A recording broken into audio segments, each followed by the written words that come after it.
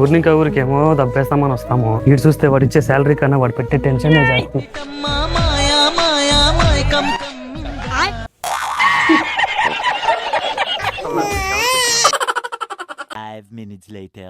దేవుడా, ఇన్ని టెన్షన్లను రిలాక్స్ కోసమని నిద్రానే కాన్సెప్ట్ పెట్టిండావు. నువ్వు గ్రేట్ అయ్యా.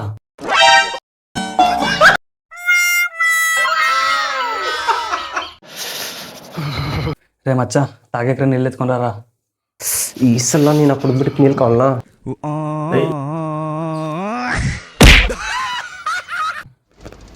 రేయ్ రేయ్, ఈ షెవట్ నా కొడుకు శివలో వినిపించలేదు. అలా అర్థమైందా నీకు?